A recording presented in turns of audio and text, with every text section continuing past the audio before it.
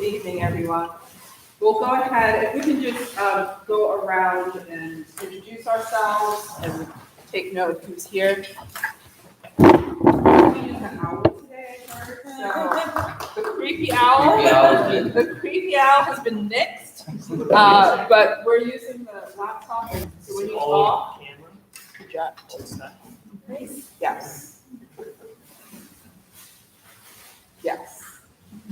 All right. I'll go ahead and get started. Lisa Elliott. Adam's bias. Dan Kiefer. Michael Aronson. Brandon Forbes. Yeah. Ben, you want to introduce Ben yourself? Witzberger. How's everybody doing?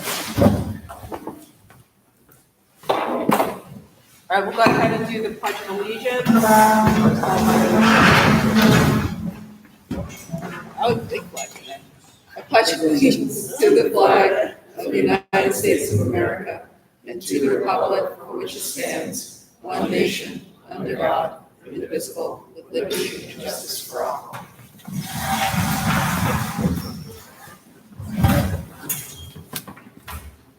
The mission of ECS is to educate students to high academic standards using innovative curricula that will foster knowledge, love of, and respect for the environment, and preserve it for future generations. We grow citizens. The vision of ECS is every ECS graduate will be an actively engaged citizen, driving thoughtful change in the world around them.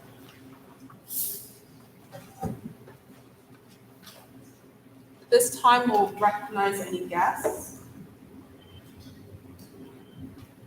My name is Chelsea Young. I'm a K-2 English teacher, and I'm also one of the union reps. Great. So you'll be reporting out. I'll be reporting out, I think two separate things. Okay, perfect. I did not, Latonya, we did not have anybody sign up for public comment. All right, we'll move into the consent agenda. Did everyone have a chance to read the board minutes? And if so, any questions, concerns?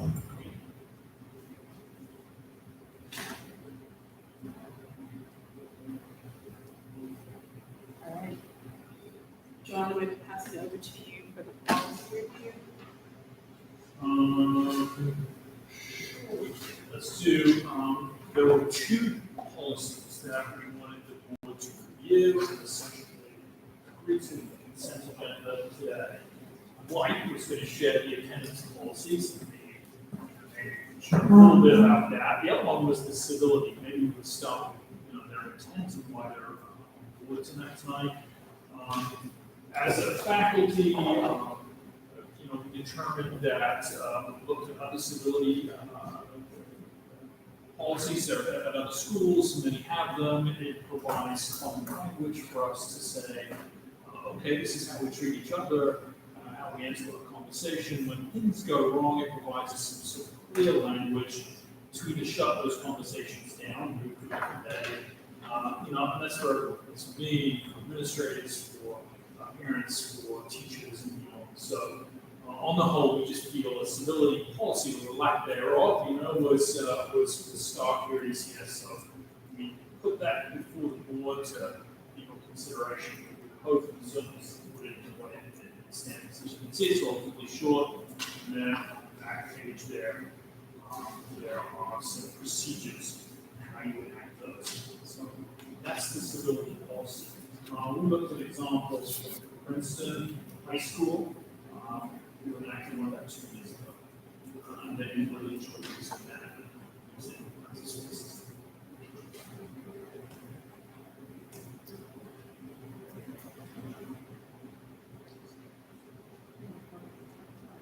Oh, unless there's any questions, we can pop over to the attendance form. That was my wait time, teacher wait time. So we wanted to update our attendance policy and make sure that we were kind of more all encompassing last last year, we did struggle with kind of coming back from COVID and attendance, and just wanted to make sure that we had some really solid groundwork moving forward. Also, we have some high school students, and there's also some provisions in there for attendance at preschools and CPEs and things like that. There's also in here, you'll notice the letters that we would provide for truancy, for habitual absences, and what would happen if you meet any of those criteria. What were some of the big changes in this policy compared to the existing? I think it is more about including other things, right? So we didn't really have high school when we had the original attendance policy, so we wouldn't consider attendance at a preschool or another CTE. And then the idea of habitually truant, right? So we originally were just talking about what truancy was rather than defining how many days.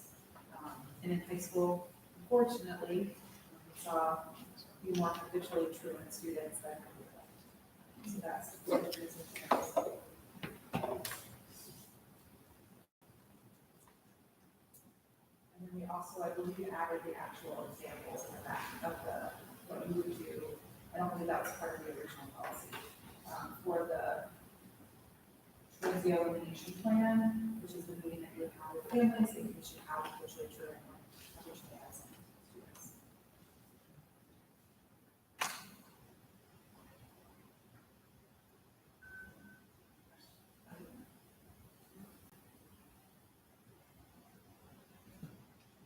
I don't know if it's possible in this meeting or in future meetings, I was just asking if I wasn't sure. Is it possible, I was wondering for you to project some of these attachments? Sure. We can give that a. We got it, good. Since we're not printing them, Right, yeah. And everybody has their laptops to review. one idea was to do Chromebooks for everyone at the meeting this week, explore, and then COVID hits, we could explore that. Thank you. So if you want to look at, so the very bottom of that first page, right there, that is where we added in the idea of attendance at a private trade school or public business school, is that section. And then we have in the second part, page 2, is a truancy overview. Second paragraph talks about what habitually truant is, the idea of 6 or more school days of absences, and then the next part with procedures, this also is the idea of age, right? So you have now students who are over the age of 15, under the age of 15, so we wanted to delineate the two.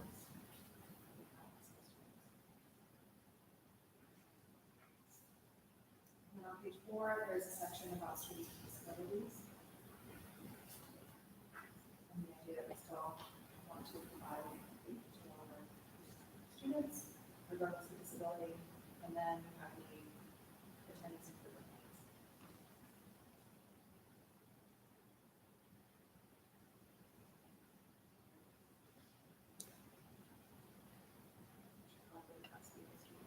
Yeah, but it's helpful to just reference. Thank you. Yeah, it's fine.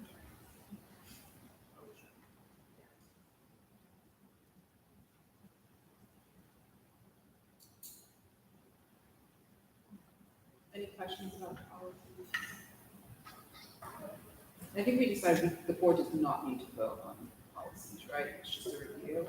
It just it's on the consent agenda. Great, thank you.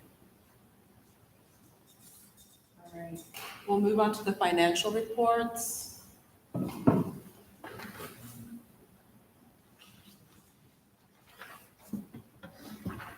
So it's really, if anybody wants to pull anything out of the consent agenda here, this is the content of the consent agenda. So these are the reports that we sent through. So if anyone had any questions around those items within the consent agenda, in this case, financials, just ask away. What's their restorative practices? Oh, yeah, so we're working with University of Pittsburgh and Dr. Dooley they have, what it's called, Just Discipline Project.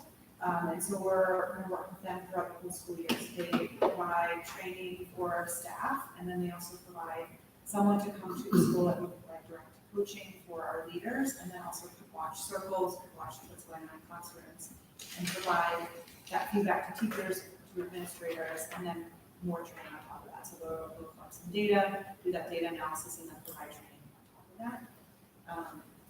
One of the things that we're going to circle back to this, and when I talk about the grant, I might be asking for more. This is something starting. That's the starting, and we did that when we didn't realize that we were going to get the $70,000 for the mental health grant from school safety. And so if we can get an entire year's worth of training for, I think it was around $23,000 or $24,000. If we can up that, we'll get more hours of on-site coaching and more training. So I think that's a perfect test. Until we know the grant, and I'll come back in September and probably ask you. How about, citywide presentation for all the school buildings? Or is that something separate? That's correct. So that's the cleaning, the contracted cleaning service that we now be taking over at all four schools. What ended up happening for this computer, like the device coverage? Because I know we had that conversation long ago, but then I don't know that we ever circled back to hear what that Yeah, so was. essentially what we're doing, the proposal here is a district sponsored. So we're fronting the cost of the device insurance, but we hope to use this year to kind of socialize that fact and idea with our families to eventually get to a place of a portion of that coverage is kind of on the family end. We just didn't, after we had talked before, we didn't want to surprise our families with that. Maybe it's $100 now.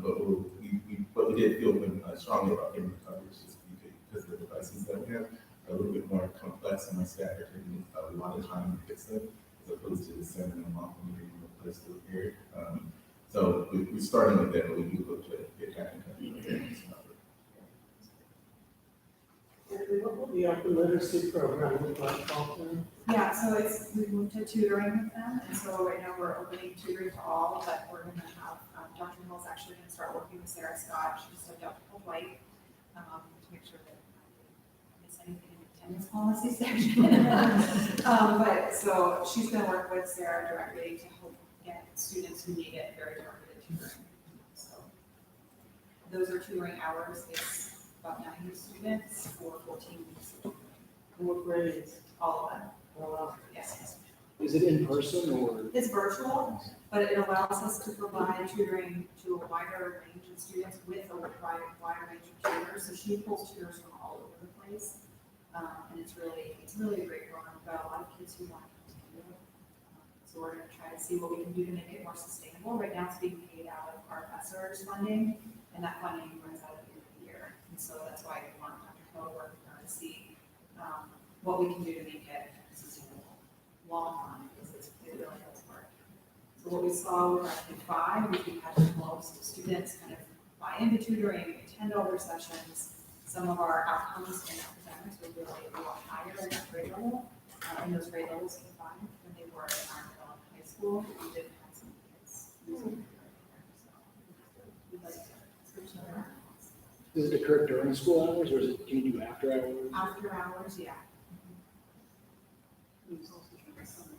Yes.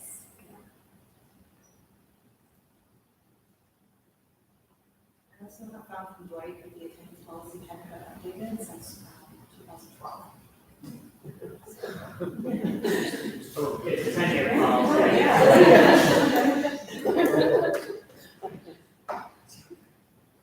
He's 5 minutes out, so if you have any other questions. I did have one question about the payments that are over 500. I saw that one payment was made to staff for, I think, over 3,000. Do we record anywhere specifically, like if it's made up to somebody's name, do we have any record of what it's for? We should, the payment is for over $500 for staff. Oh, sorry. Yeah.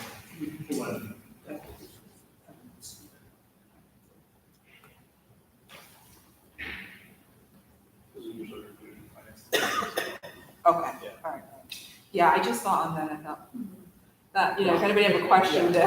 it's just like, yeah, we just sent this person a check for 3,000, so hoping this record can be on. Apparently, people have been on super. It was. Since we're talking, I guess, since we're talking about, finance and budgeting, I think it came up at the executive call around Rebecca. Is there any consensus to keep it or move on? Is there anywhere else in the agenda to discuss it? Or that, whether, or can discuss it next month, I guess. I don't think we had any further discussion around that.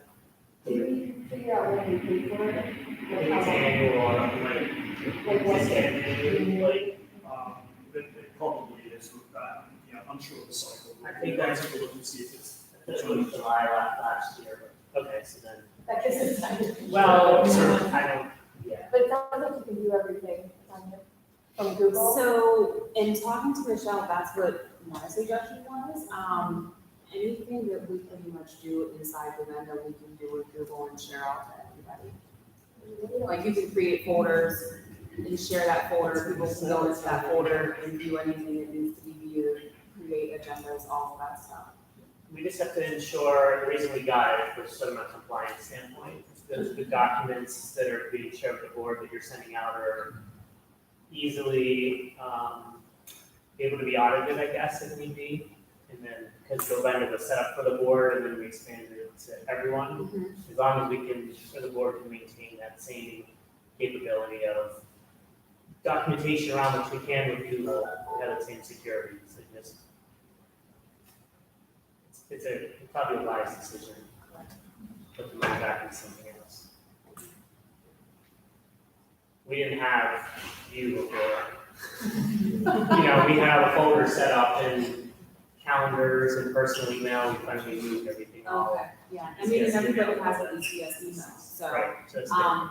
As long as, so I got a couple requests for people to view items and it was coming from their Gmail accounts. We would definitely want to make sure that everybody is accessing those folders from their ECS account. In my opinion, that's probably the best. They have to be, because if anyone gets access from their personal email, the personal email is subject to, getting an audit exposure that had to be turned over, so keep everything on the board email. So are you able to decline those and just tell? Moving forward, yes, there was Yeah. only two. Okay. And I I was was only like, one of them now, but. but yeah.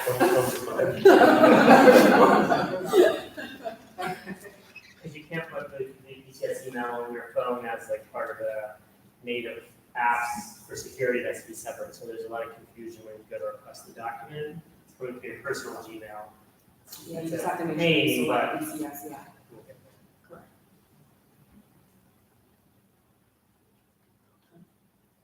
Do we want to make a decision about that today? I think it's simple enough for us. If we pay the quarterly year, we usually use it. Oh, we already I paid don't for know it. that we did, honestly. I'll look at Michelle and I the have been emails, I'll talking get back. about it. Okay. So that if and when we come to that renewal, consensus being that we'll just let it go. Okay. Thanks. That saves the school around 5,000. I think it went up, and it's gonna go up with the new settings. Okay. All right, thanks. Sorry. No, nothing else. All right. You ready for the resolution? Resolution 2022-08-2069. Be it resolved by the Board of Trustees that the school, that the consent agenda for August 2022 be approved. Have a motion? Motion. Second. Any objections? All in favor? All right, any objections? So, Okay, so John or James, the last invoice was 9/26/2021, so that means it's gonna come due. And it's $6,800 it's up to, so if we're gonna make a decision, then, I don't. maybe, Charlie's under the, he's no longer here, he's the name under there, which we can change. We're gonna make a decision, but notify him. If we just don't pay the bill. Yeah, good luck with that. I can change one of you. Yeah. Yeah.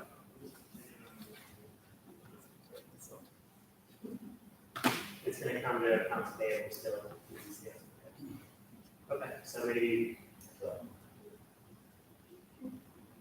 If that's taken care of. All right, we have some new members, so maybe we can take a moment to introduce new members. It doesn't look like the notary here. We slide over, we had 2 members starting today, Megan was to be sworn in, and it turns out that Brenda actually was already sworn in, so we're going to swear him in twice. It was all above board. That's right, very, very good to see you. Welcome. Yeah, thank you guys so much. I'm looking forward to joining you all. I have a little bit of experience on a municipal board, so not a school board per se. So I'm used to voting on things and hearing public comment as well. So it's always fun.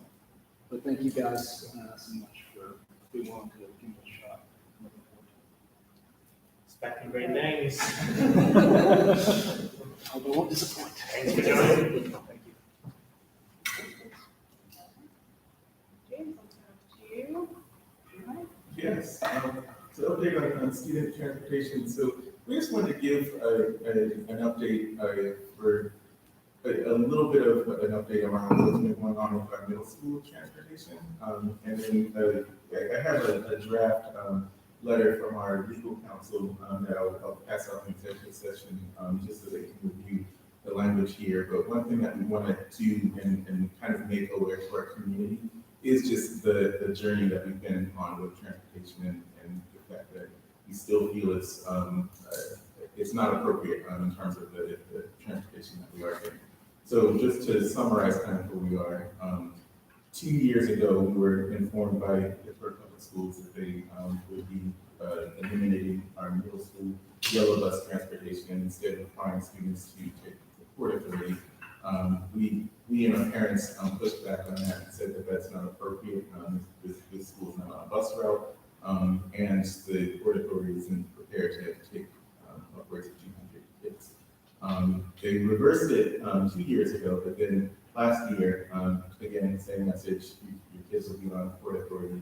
Do you want your bus passes? So what we opted to do is that we contracted yellow bus service ourselves through SunCoach.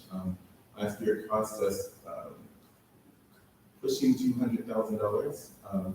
And then that's not we didn't get a subsidy or a reimbursement or anything, right? So that's just money that we had to spend to maintain the level of service that we felt was appropriate for students to be safely transported to school.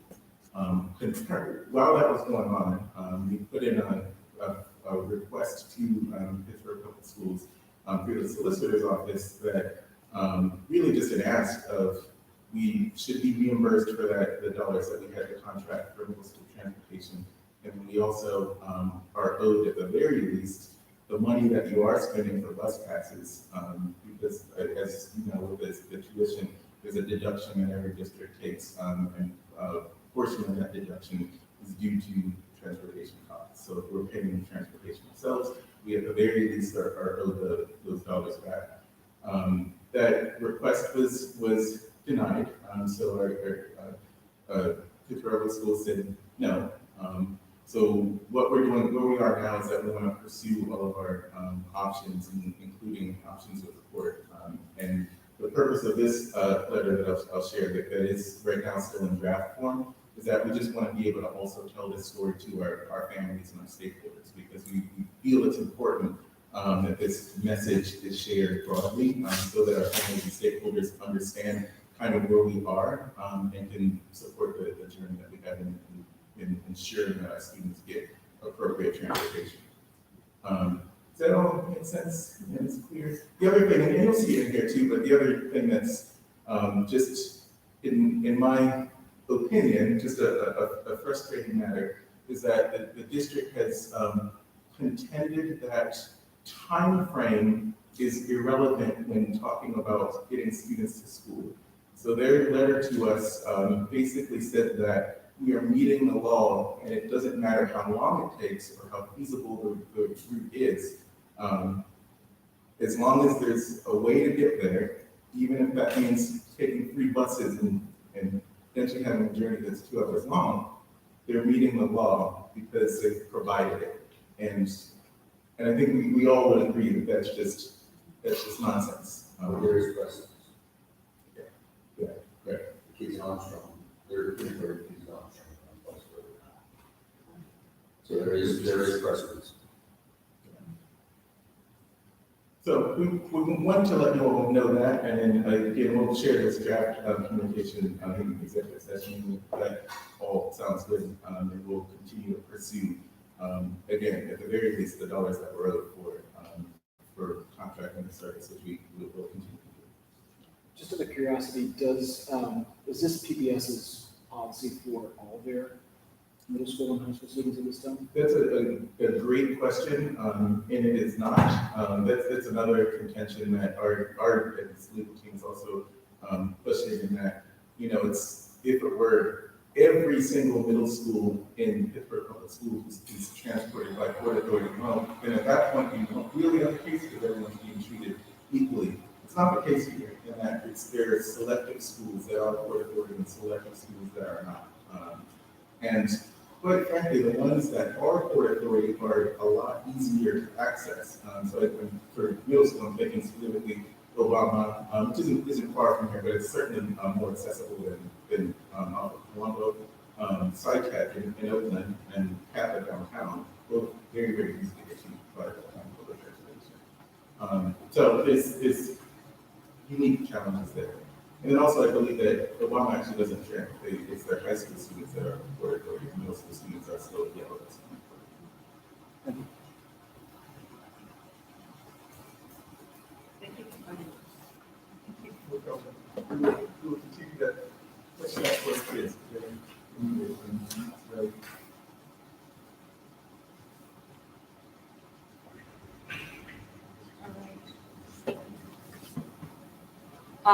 So the next item is the school calendar. We have received our request.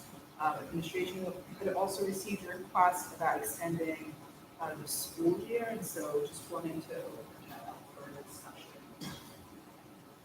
Shorten the school year. Yes, extend. Sorry, let the record, yes, shorten the school year. And I can kick it off because I sent it. I've been at ECS since my 14th school year, so I know the history, and I was around close to the inception, right? So it was always inbred in us that, the extended school year was another way that we were different from other public schools, but it was kind of one of those low-hanging fruit, like extended school year, easy, we got that. I think that this is a discussion that among staff that we've had probably for the past 14 years, every single year. And the reasoning, I don't want you to think it's staff that not wanting to work that extra time. It's looking at the picture as a whole. And in our letter, we outlined, impacts on families, kids, environmental impacts on running school for so long. So for all those reasons, we just thought we'd be talking with John, we're all spitballing. So a group of us got together and wrote the letter.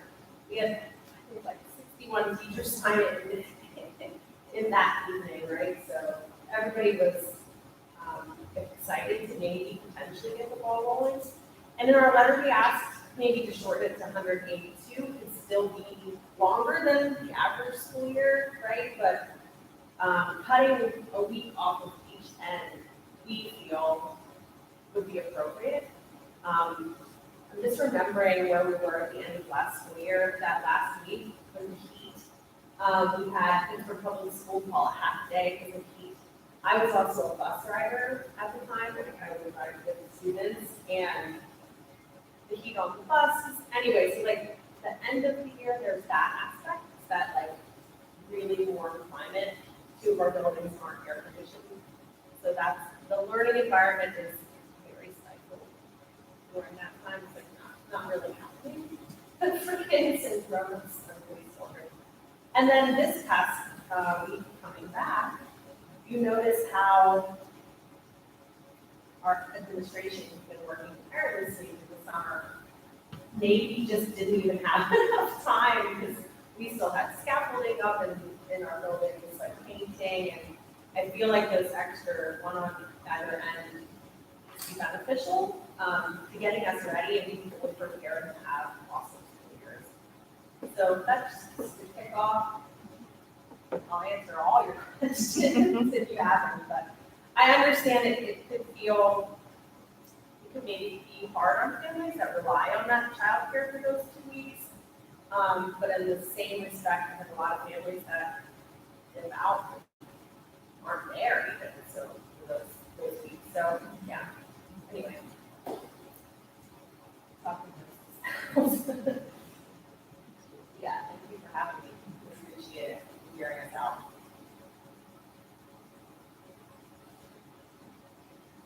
What work things like a career standpoint, modify a school calendar, drop it at the beginning?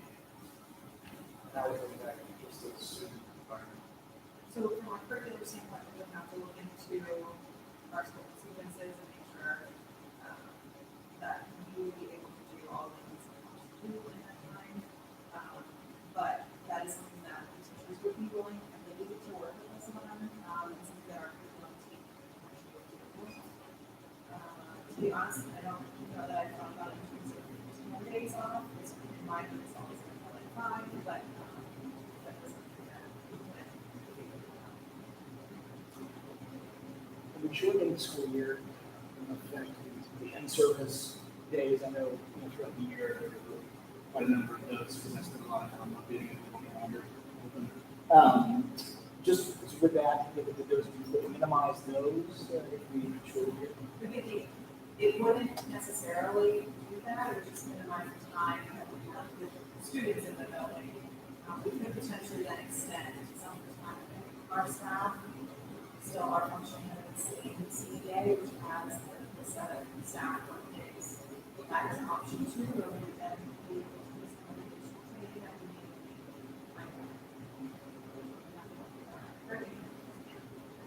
There's a lot of half days with those remain, or with some of those half days, full staff days, and their kid days, they cut off time, or is some of the half days might get recorded without much instruction errors.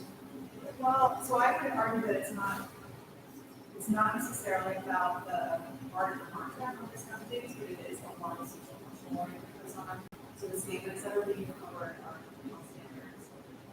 Bullying lessons, we do a lot of community meetings with our house days. Those are the potential days that we spend on the community building, where they might not necessarily have chemistry lab, but they might be part of the half-days do not become a school days. Right. So when we fill, take a half day, fill a half day, then we would have to take that training, that would be employed sometimes. Because those are, half-days are used for a lot of. And you thought of something that occurs in the summer, the ramp up period is. No, they just talked about, kids lose a lot. So generally, it takes teachers 2 to 3 weeks before they can hit the new learning. So that I just think some of this upfront time might be helpful even to teachers to get kids started into the new learning program.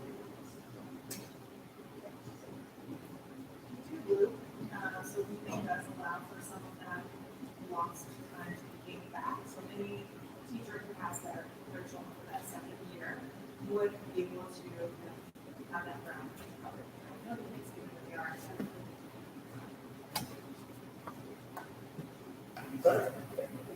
I thought that this previous proposal very well thought out, and there are a lot of very important valid points in it.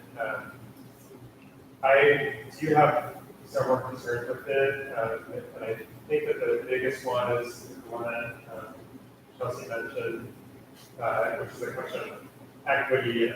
I'm concerned that this would disproportionately impact our lower income families who do rely on school as a form of childcare, for lack of another word. So I think for some of us it would be not a huge deal. Honestly, it has to do with businesses, but just thinking about working families, this would probably disproportionately impact them. So I feel like I would like to hear a little bit more on that topic of, how many families would be affected by this, what would our current community feel about potentially adding, some number of days on person 10 where they have to find something else to do with kids. That was my biggest concern. I think that's one of those too, but I think that's the one that jumped out to me.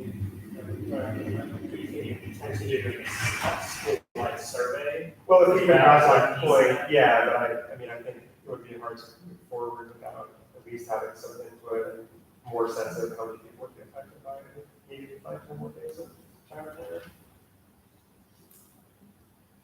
Would it be possible to get the Y doing the summer program this year, is the first year ECS partnered with the Y?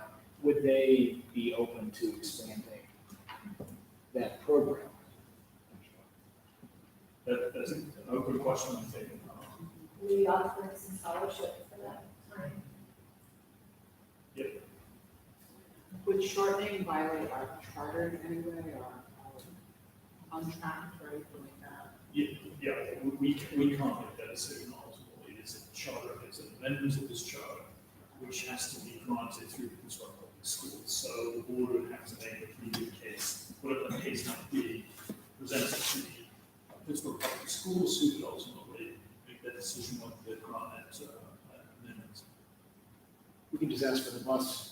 Right. We're gonna pile it all at once. A little fine print. So that would be our journey. How does the school year here year or differ from EPS? So like if we got to that point with EPS, what does their school year look like? And is that some factor in? They are 182, I think most school districts do 182. So they always go 2 extra Okay. days usually. So we're probably on EPS. Yeah. Okay. But we typically are with the 5 days on either end of EPS, so just depending on, they shifted their year, I think last year, because of COVID, and they started later, and so we ended up ending the year at the same time that they did, about the same week, around the same time. But typically they're out before we are, and they haven't started back yet. I think if we did a parent survey, I'd also be interested beyond the child care or whatever aspect is like, does this affect the parent's perception of what the school is and the academic excellence that it's providing and everything else? Because I don't think we want to take a step back in that community perception that this is sort of focused on academics and that excellence. I agree, and to Michael, right, we'd have to reach out to the community broadly and say what we think, right, to have a consensus there. Any questions would come up. I would think there's lost in days, what are you losing? And justify that wherever it fits in.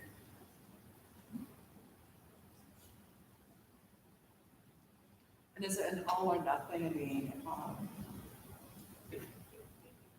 maybe the community comes back with, we're okay with 5 days, but not 10. So. Or even if it be tiered over similar number of years, like at year 1 it's X, then 2, then 3, and do this out. It's another option to that point to new parents coming in will know the school year will change to when evaluating the school, the existing families will have the option, or just be prepared. Again, if we get to that point, that might go over better with PBS as well. Another thing to consider would be like, does it need to be cutting days off the end or the beginning of the year or places of middle of the year? And days that negates the heat argument, but it could be more palatable to people if you decide we're adding 2 days to your winter break or 2 days to spring break, that might be more feasible for families. But it doesn't solve the heat problem. The answer's Our kids miss this week too, because for vacation and then coming back. I think it's harder for some families to find childcare over winter break. Summer people travel to summer camps, winter not so much. So yeah, all things to consider. So what will the next step be? And then tackle this, I guess. Jen did the same thing. I recorded all of your questions and concerns, so I think we'd like to explore a little bit more. Maybe we could publish these and send them back to the board, and you could pop on any other concerns or questions or solutions. And we can go from there. Maybe that should be the next step. So we fully understand this challenge on both sides, and it's opportunities, right? If we were to shorten school year, what opportunities does it offer? Maybe we can just split this document into two and then continue that conversation through to a conclusion, whether you all decide that ultimately you would like to reach out to the wider community and ask some questions generated from those that have work. Does that sound like a reasonable next step? Because ultimately, I think we're going to have to go out and hear from the broader community, for 1,000 parents that have weighed into this. And then down the road, the union needs to have an amendment to agree on that as well, if this school year is shortened. Our CBA says that we may work up to 200, I think. Okay, so So I that's- don't know that we would need to, because it's, it says like, You have that may, yeah. We just leave it there. That was good planning. Yeah, I think another thing that would be helpful to understand, not necessarily for a conversation with PBS or even outside of the board and sort of this collective group, but the cost savings we would recognize per day that we help drop, if that makes sense. Like if you were to shut the doors of the school, for 2 less days than we have today, we move from 192 to 109. What does that save us per day that we allocate for busing or something like that? And then transportation.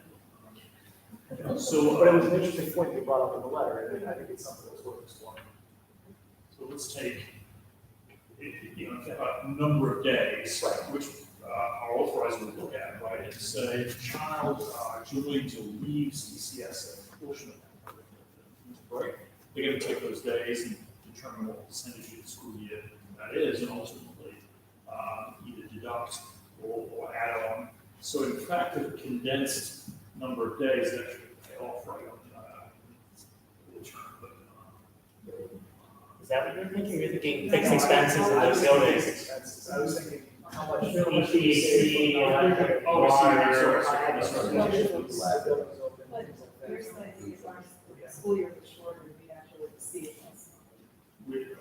As if the child attends a portion of the year, actually gets to.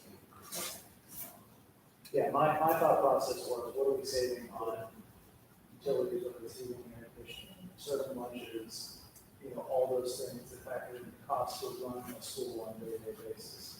If you could quantify organization-wide what it costs to run a school for a day, and that can help us make an informed decision from that standpoint, as one of a number of different factors to consider for it. True. I think ultimately we have to make an argument to authorize or whether cost would be a reasonable one. I think there's certainly a cost savings and environmental benefit to this, right? I think Chelsea brought up the fact that 2 of our buildings are not poorly air conditioned, and ultimately shutting those down, 5 days in the hottest part of the year, often the lowest part. For some reason, those days are always seem to be the lowest part. Would make us, so, yeah, we could quantify that roughly. And I think other large organizations in similar situations, including PBS, are probably considering that too, even in climate change, but I think our job would be to work on those facilities to keep us open. Yeah, and I'm not suggesting that we the reason we make a decision, I'm just saying it's one piece of, one less important piece of a bigger puzzle. Indeed, indeed. So we expect people on the food and nutrition program. Yeah,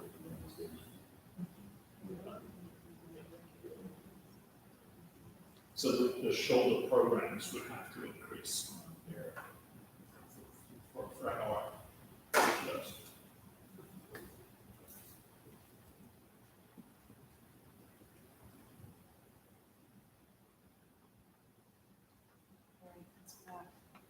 Mandy, I'll turn it over to you for the school safety grant.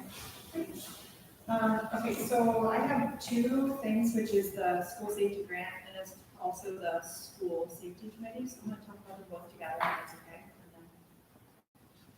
So over the summer, we met the crisis management team leads, which are building representatives, some lawyers, some psychologists, frequently join me on those meetings. We had training on threat assessments. We were starting a book study, which is threat assessments with restorative practices and inclusion in mind. And so we're trying to marry both what we're doing with our teachers and also how we're responding to threats in school. We started the restorative practice training that we talked about earlier.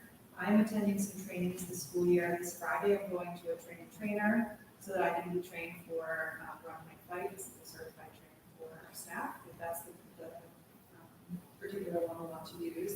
There's a lot of them out there. I'm still working with the AIU and doing those trainings too, going to the quarterly safety meeting. From that quarterly safety meeting, I actually talked to some folks at Montour School District, and Montour School District actually wrote these books for K-5 students. We are purchasing these. They're being delivered to our staff this week. And it is a way to help teach our littlest learners how to be safe in school in the horrible event that an intruder will come in the building.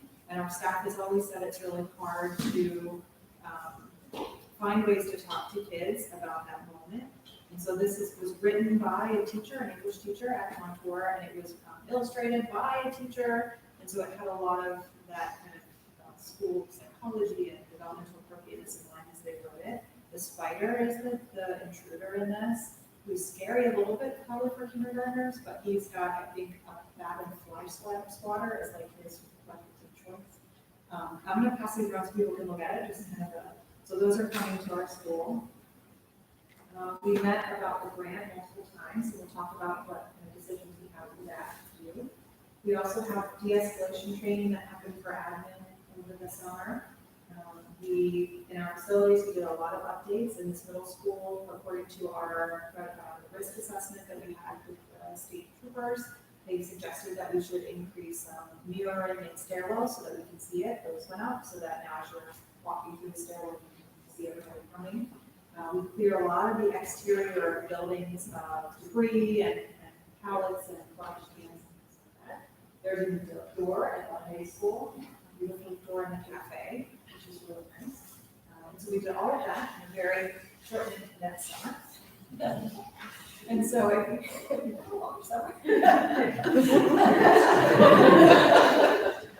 so there's still more work to be done. Obviously, we're definitely never saying that we're as safe as we possibly can be. The other thing is we put extra locks in this building also, so additional locks, so teachers feel safer in spaces. I think that we're doing what we are asked to do with those assessments, but we can always do more. We're never going to be okay with where we are. That's okay. And then we have the grant to talk about in a minute. I'm realizing now that I jumped in without saying something, so I'm going to all the way back to the beginning. Today was your first day of school. And so I want to first say that our teachers did an amazing job.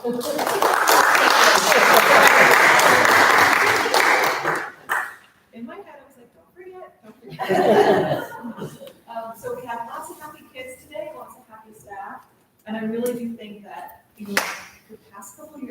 been hard first days, but today felt really good. I don't know if you felt the same way, but the energy is really great. We had a ton of positive training over these last 2 days. I was talking to Dr. Hill earlier today, and she echoed the same thing. It feels really good as buildings. And so, I suggest that you all, if you want to go check out some of the buildings, it feels really positive. It's going to be a great year, but we're going to continue to work. Thanks, Chelsea. Oh, yes. So that's kind of where we are with school safety, and then in the safety grant, we were awarded $70,000 for school safety and $70,000 for our mental health support. I also would like to acknowledge that is a charter school, the baseline of what we get. Most public school districts receive additional funding. They start with $100,000. And then they get an average daily membership addition. So there are a lot of schools that have fewer students than we do, and they are receiving $200,000 total, and we're getting $140,000. And we cannot request any more. Just wanted to also. Where's It's the pot of money that was always awarded to schools. Safety is out of the Pennsylvania Crime and Delinquency piece. Commission on Crime. Commission on Crime and Delinquency. And it's always come out of there, and it has been competitive before, and we actually have tried to get it, and we're not a school district per se, and so we have never been able to access that money. So on a positive note, for the first time, we are able to access the money, so we're really excited about this. And so what we have to do in order to ask for any funding is we have to meet tier 1 standards of what they would consider tier 1 in safety and also mental health. We went through those. I just want to let you know kind of overall. In physical safety, we met 7 out of the 14 criteria in tier 1, 9 out of the 16 in tier 2, and 4 out of the 16 in tier 3. So there's work to be done. One of the things that we probably will never meet is that they do ask for security guards in every building, and I'm not sure that we're really comfortable with that mission yet. So that's one of the reasons that we're a little bit lower in some of these areas. With our mental health baseline, thanks to our student services team and Dwight Lockman, we met 12 out of 12 tier 1. Woo! Yes, better. 12 out of 12 tier 2. And 10 out of 12 tier 3. So according to, the PCCD and the state of Pennsylvania, I just want to recognize that our mental health supports are really where they need to be as far as baseline. Obviously, that's not what we want to be, right? We want to be better than baseline. And so some of the things that we're asking for will help us meet some of those additional criteria. Yeah. So I think this whole thing seems like a big deal, like, you're gonna publicize this today. Yeah, I would like to. Yeah. Yeah. And so for our mental health grant, the $70,000, like I said before, we are going to, if that's kind of what everybody would like us to do, and ask for additional hours out of the University of Pittsburgh and restorative practices. That our union has asked for that, our staff has asked for that, our parents are asking for it. So I think additional funding in that would be great. And then we're also going to reserve $10,000 to spend on curriculum for social emotional learning for our middle and our high school grades. So we've used common sense, what is it?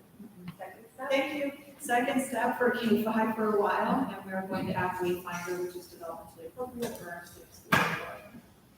So that's where our mental health is. And for physical safety, we'd like to think about the fence at intermediate school. One of the tier 1 baseline is actually we have to have a fence around all of the play areas as well as vehicle impact barriers. So we're looking at the fence at intermediate, and then our doors. Doors are not supposed to be able to be chained together. So if you look at the exterior door of school and the handle on the door, you should not have 2. You should only have 1. And so we're hoping at intermediate to use about $30,000 in the funding to replace the exterior door so that we can only have that 1 door. And then $10,000 in a pair of tools, Yeah. they also provide those with glass, so they're much tougher. Shit. We also have metal detectors at high school that we can use. are they permanent metal detectors or? For the movable metal detectors, where there's a bit of a backlog right now of people who are looking for metal detectors, which is very sad. We thought we were going to have them arrive end of this month, but it now looks like we are not going to be able to. The ones that I would like to have are the ones that are two walls like this, rather than the one that goes overhead. Just seemed a little bit, I don't know, a little bit less intrusive, but they don't, everybody apparently wants that one, so we can't get that version right now, so we're trying to figure out what. We plan to give families a heads up about the metal detectors. I can imagine that would be Yes. exciting for you to walk in and see. Yeah, so at high school, they had orientation today for ninth grade, half day for students, and the parents came, and they talked about them there. At that moment, I think we only had one parent that was against the use of them, but high school and ninth grade, we'll see tomorrow, Friday, so 10th and 11th. It's an unfortunate moment where our high school families think that it's okay. Just, I don't. Well, I also think it's a shift in culture, right? I mean, we've always kind of like, right, that we don't need them, and, you know, we're this sort of school, but the reality is that it's really gone to a point, unfortunately, where you do have to. I think I asked about this a few months ago, maybe not, but,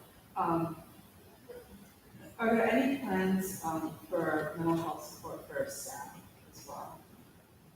We do still have the EAP, and that is providing mental health support to any staff at any time. I think it's 24 hours. And a lot of our staff do, say a lot, but many of our staff do access that. I think that they have positive results. And it can be anything from you, your spouse, your children also are covered in that. And so it's a pretty comprehensive program. We also are running crew for staff, and crew is kind of think about home-based morning meeting that we run for our littlest learners. We're doing the same for staff, so every principal runs a staff crew, and they talk about their feelings, big feelings. It could be a moment to talk about equity in the school. They tackle big problems together. Middle school has done some mindfulness work in that space, so they're also kind of coming together as I just have one thing from the security committee. I'm working on a project and Mandy will be the point on the safety security. The school we applied for through the FCC licensing for radios and repeaters at all buildings. In a couple weeks, I'm going to work with a local company in Mandy. We're going to go through every building when it's occupied. They're going to test out to see what the actual equipment's needed. Ideally, one day, pie in the sky, the buildings could all be interconnected. So someone on a walkie-talkie here can talk to another location easily.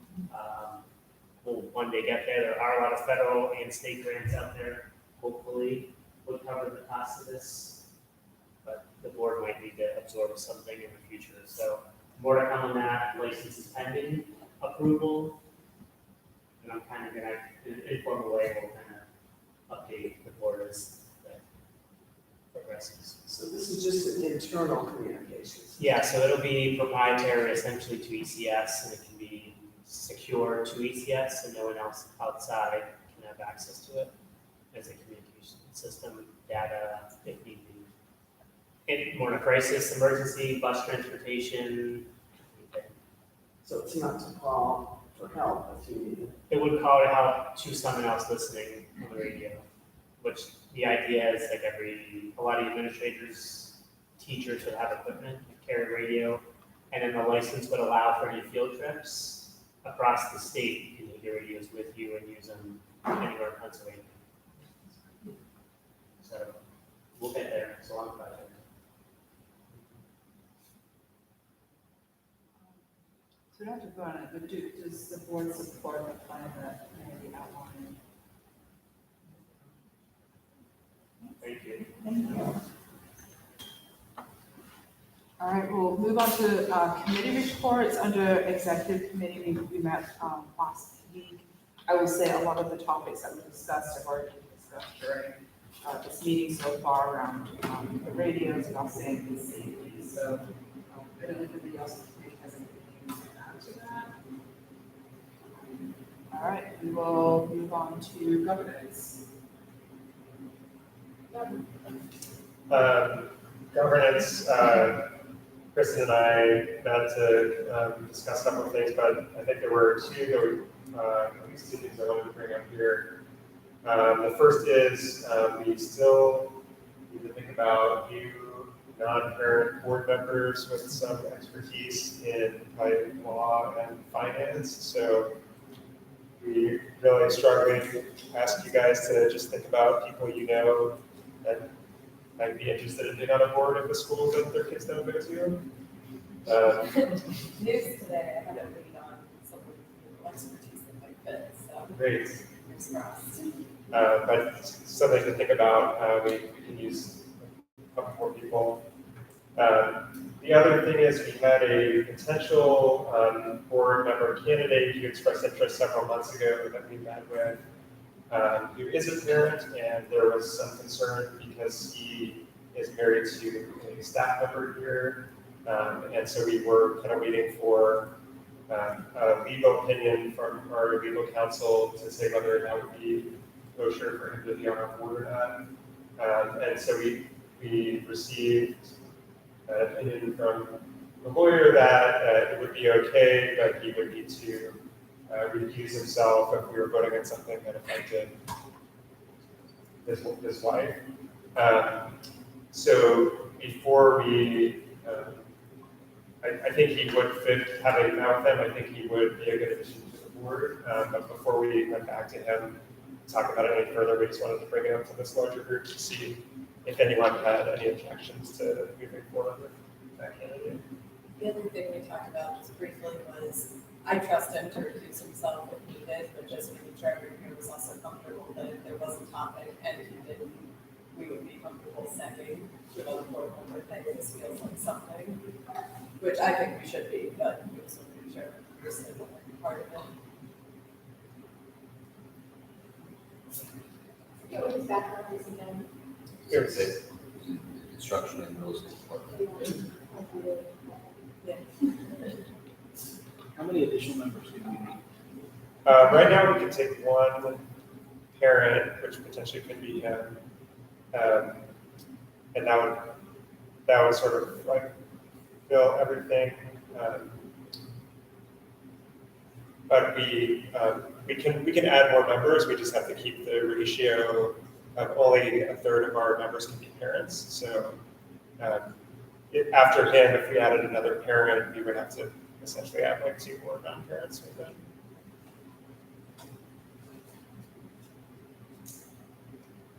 Are we able to advertise on public talents or We can advertise, for recruiting, we've done that a bit years ago, all the local agencies. Started internal because we needed parents, and then nonprofit talent board. Bayer has a whole team, and then Leadership Pittsburgh is where that came from. So, and Megan, so there's still opportunity away from the parents. Are they actively looking for us, or do we have to reach out to them?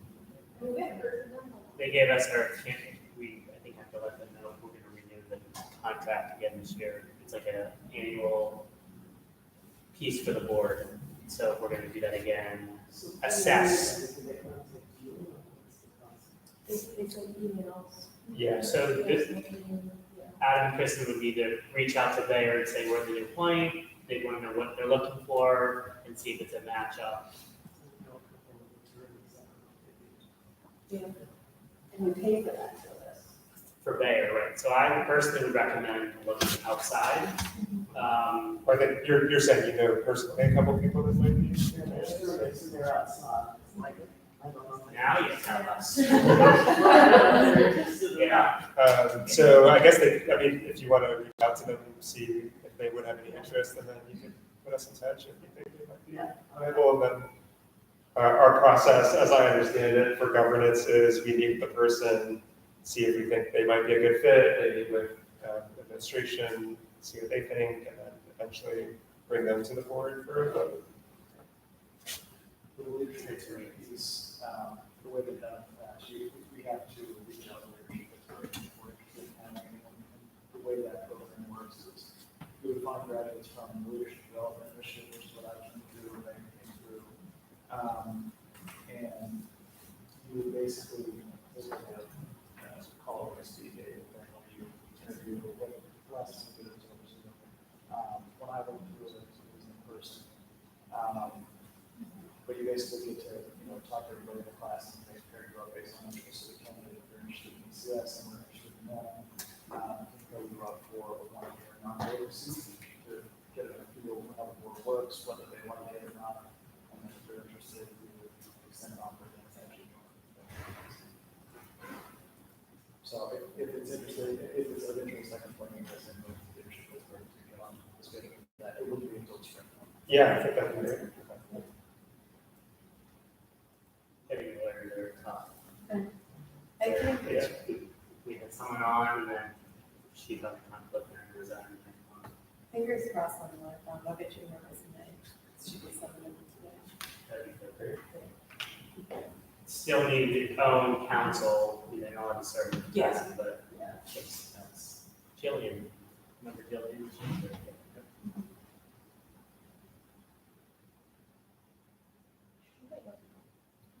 That could, that's why I asked. But also don't want to, if we're not going to, non-parents is the thing, right? And just like how many we're looking for. I was unclear about the ratio. Yeah, I mean, we can take several more non-parents. We just can't have more than a third of our members be parents. But potentially, we can take, if we had several people we wanted, we can take several. In-law or finance, right? I think those are our biggest needs, although I think we're also open to hearing if people think those aren't our biggest needs. You think about areas that we like. If you want to join governance and be part of this, we hadn't talked about that, so. That's true. I think it's starting point. Yeah, so then that would be. And we were gonna discuss that, what committee? We can do that now. Yeah. One more thing, I think one area is environmental ed. So if we get an environmental lawyer, fabulous. But if we could, I'll keep I continually look for that individual. Yeah. Find someone. When we started school back in 2008, we had some heavy representation in that space for all those reasons. So I'd love to see that come back. So if the board knows any folks in that space, including buildings, folks like that, we'd love to bring that capacity.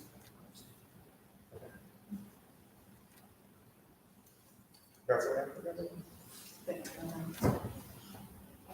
Education and criminal. Don't really have anything to share with that. I mean, this is the fun going with it. I mean, we're still working on the fun for vision the future. We're inching ourselves closer. So we'll be excited when we can announce some major projects.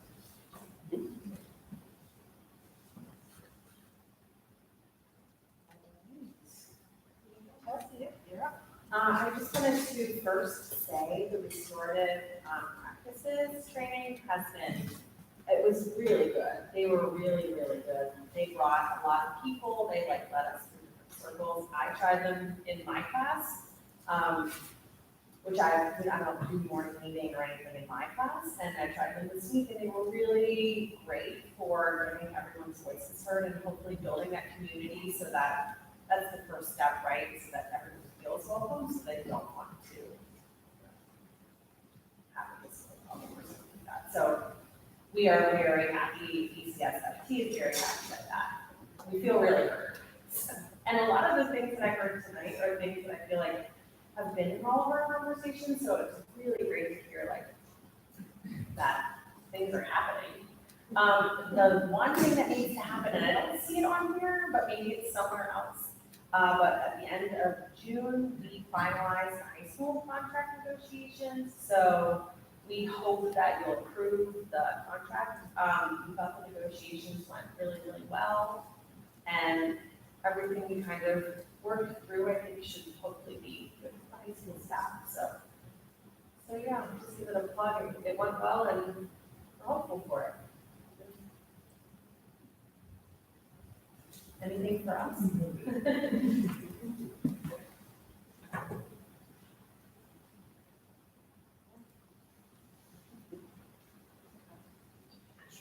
The PCO has a new rep. Her name is Heather Zabo Rogers. She wasn't able to attend today, but she has been set up with an email address through ECS, and I am hoping to touch base with her to see the name of the place. Has there been a particular committee that has done that in the past? For PCO? No, it's kind of just been, well, I mean, fell under governance, just an onboarding piece.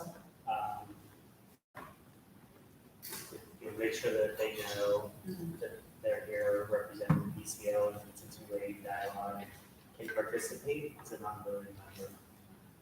She might need some guidance, their guidance and all that.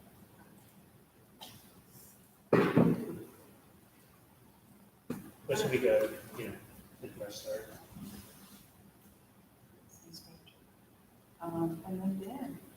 So I was on the finance meeting on Wednesday. I'm sorry I missed the executive meeting. I had a small dumpster fire present itself right after the meeting. Finance and facility, small things. But I think the trash can. Michelle and Sarah do an amazing job. I mean, events at the bar pretty high, and they keep it running at that pretty high level. So I really appreciate those guys a lot. Wasn't a whole lot of surprises, wasn't a whole lot out of the ordinary on that. So that all went well. Moving on to facilities, we do have a big day on Monday.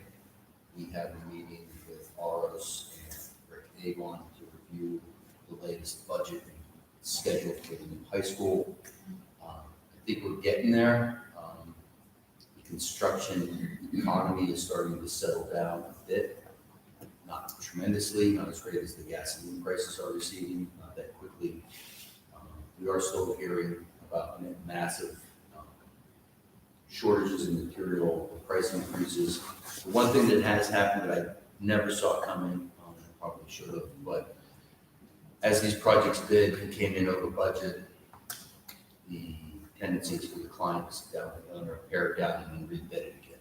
So there are several projects that are on the third or fourth round of bidding that you've seen out in the public world right now. A lot of them are hit, so this new guy coming in may provide us with some great insight, but places like Pitt, Duquesne, CMU, Chad Carlo, AHN, UPMC, they have a lot of requirements for bidding, so you have to have 3 bids in each category, so it's just this very frenzied time right now, because they're saying, okay, we're gonna reject the bids, but we'll rebid it in 2 weeks. And now it's just, we're starting to get, not only are we now getting quotes that say this price is good for today, we're now getting letters saying we're not gonna look at anything until March of next year, so don't send us drawings.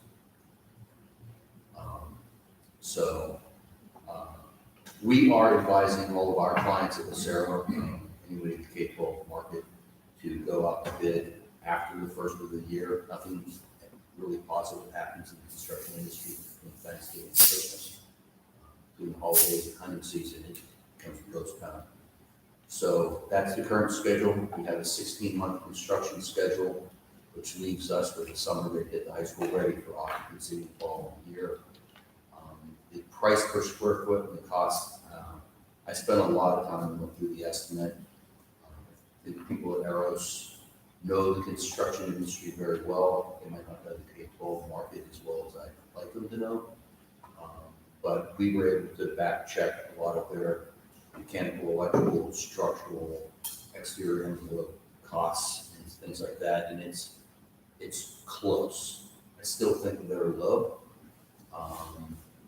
And just hoping that between burning off some time, burning off some projects, and the idea of the kind of unique contractors that we speak to that are solely in the K-12 market, they're going to be hungry to have something for the 2023 year. So I think we'll get a lot of aggressive bidders in January after the holidays. And to be honest, we really don't have anything to lose. The jobs are nearly done. Might as well put them out on the street and, see what happens. But we are starting to see things settling down a little bit. So hopefully with the increase in the cost and the recession and the demand, the marketplace will find a happy place to live. We are still going to need to have some escape hatches, so we're going to bake into the bid, deduct change orders. So for X number of dollars over budget, we're going to throw some luggage off the airplane to get to the runway. Bad analogy, but it's accurate.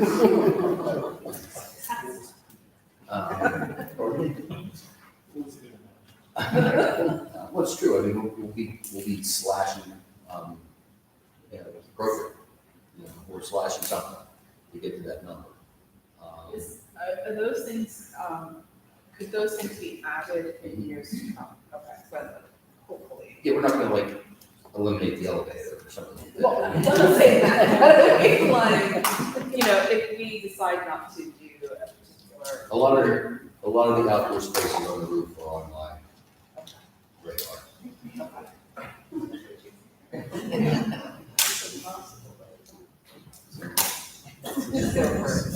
Can't you just look up and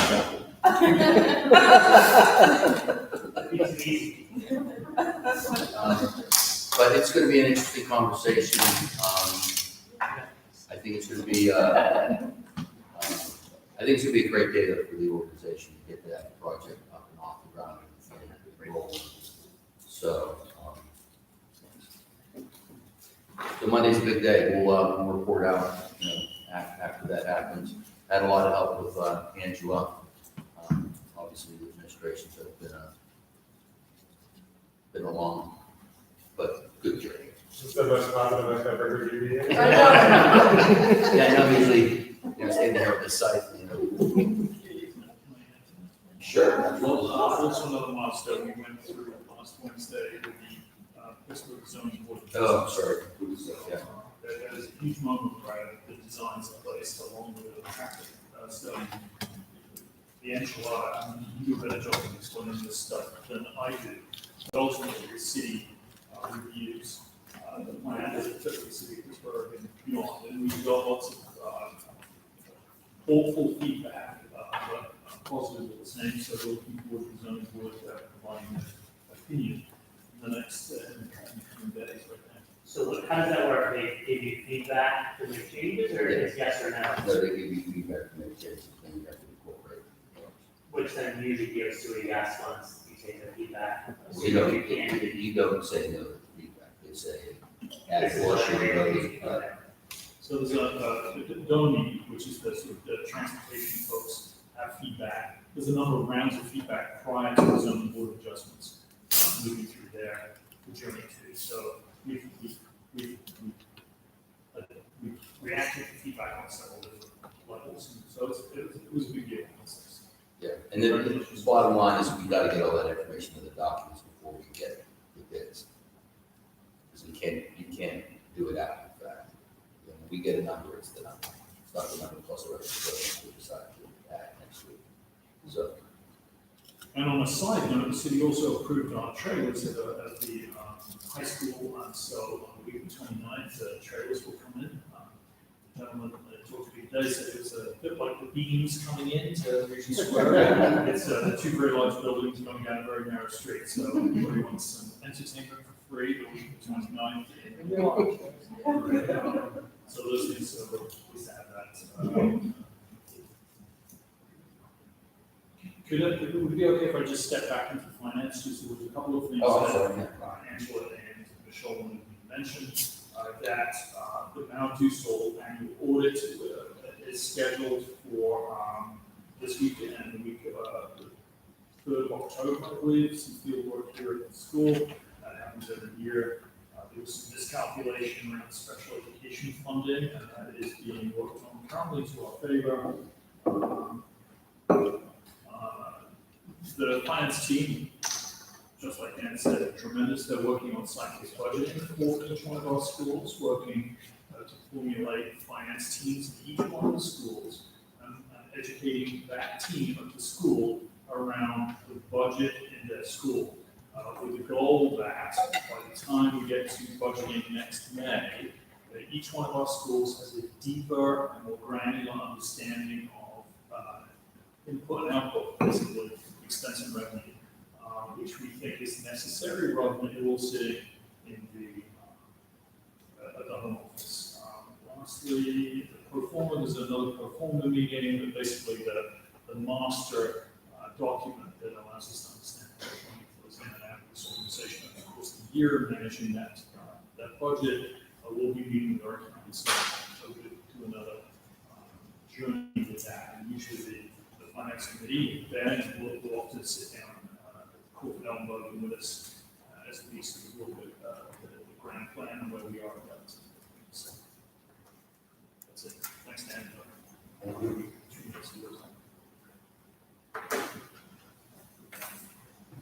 All right, I guess with that, we're moving to executive session. Are there any questions? There was one, any other business? Oh, and thank you. Thank you for guiding me through the. I just wanted a minute to thank a couple of our board members here that are leaving us because their terms are done. Mike and Ben, why didn't say that? I just wanted to thank them for their work. Ben, I met many years ago at one of those events, right? Speed dating board event. Little did I know I was meeting a person who gave us so much time and so much effort, guide us all through the building and organization. When Ben met us, we were a pretty wee little organization.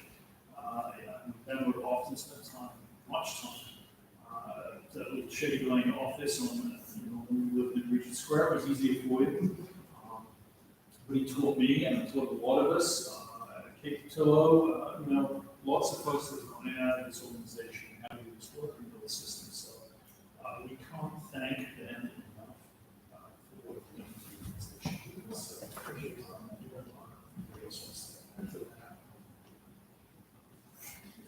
Yes, thank you. I've gotten more than one out of this, so thank you very much.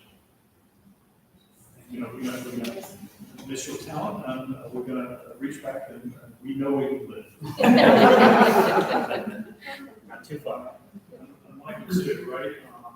Again, joined us and has assisted this organization in building systems and growing. It's challenged us as an administration, taken us through some tough times, some excellent times, led us through lots of good strategic planning. Again, this organization will not be what it is without his thoughtful and careful attention to what we do. His questions are always excellent, makes you think, always stops me and says, oh, that's right, I rolled, right? So, epitomizes an excellent leader. So, on behalf of the organization, and for the minutes, thank you for the work you've done. So what we did was, we could give you a case of scotch or something like that. But in the end, we purchased from the Pittsburgh Parks Conservancy some 2 trees, essentially, for the renovate trees. And so you'll be receiving a little card through the mail for the spot somewhere in one of the parks across Pittsburgh. So we thought that would be the best thing to do. So it doesn't. Thank you. It's been an honor to start the year, just seeing how the board and the school itself grow to what it is now. It's like 2 different organizations. So just kudos to everyone here and to all of you for making this what it is and what we in the future.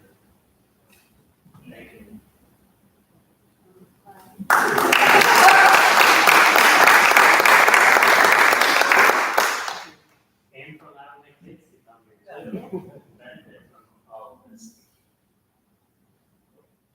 I would just ask for a minute, I appreciate, the nice comments about student services. Part of that is because I think I'd like to partner, some people who support us.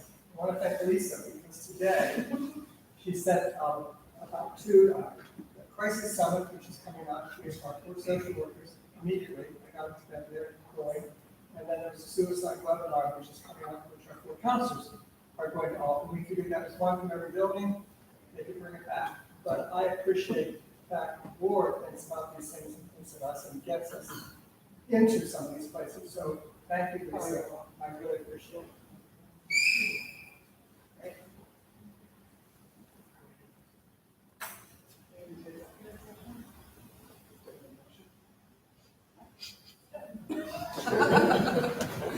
All right, can I have a motion to move this out of reports and into executive session?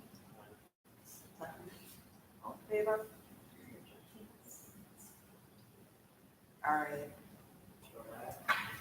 If we can turn that off and then we'll ask them down.